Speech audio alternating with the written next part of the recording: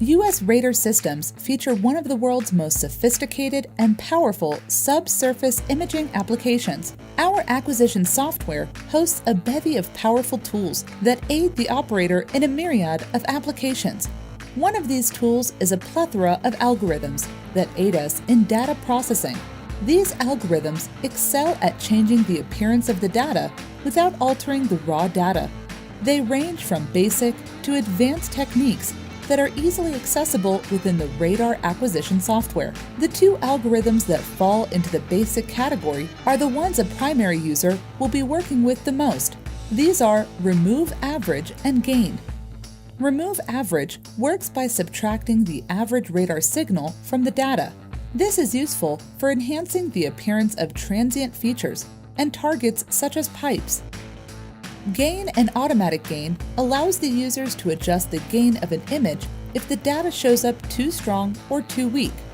Automatic gain adjusts the gain based on the radar data coming in, whereas gain lets the user go by channel and by breakpoint to adjust the gain specifically in different areas of the data. Next, we have advanced algorithms. These algorithms will not be needed by most users.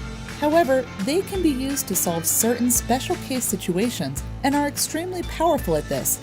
The first is the DWOW filter, which behaves much like remove average, but works in the vertical direction, subtracting the average of a specified window from each scan. This window can be user-defined and should be between 2 and 10. Normalize, which is an alternative to automatic flat gain, works by ensuring that the entire dynamic range is used in each scan, darkening or lightening the image to allow this. The algorithm remove DC is not needed with modern direct RF sampling US radar equipment. Mean value threshold removes weak reflections. This is useful for presentations to limit background noise, but it is not advised to be used in the field, as it may remove data that is key to finding targets.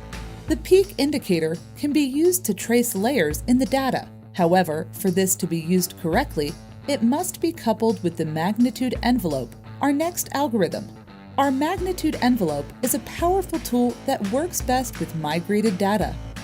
Based on the Hilbert transform, which creates absolute values for our data, each time the radar signal encounters a target, the waveform changes phase 3 times.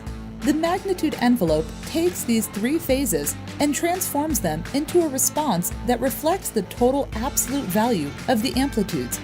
The advanced filters also house 3 separate pass filters that are powerful tools when confronted with signal interference. The first to be used is the high pass filter. This is useful when the data contains low-frequency information caused by irregular ground surfaces, conductive material, or the presence of steel reinforcing.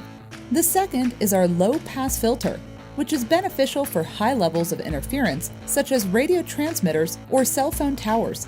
The third is a combination we call band pass filter. This is a combination of the previously mentioned pass filters and can be configured to be time-varying, allowing for varying settings for shallow and deep depths. With their advanced capabilities, the algorithms present in US Radar's acquisition software are strong tools in the operator's hands, and simple knowledge of how each of these algorithms behave are keys to success with US Radar products.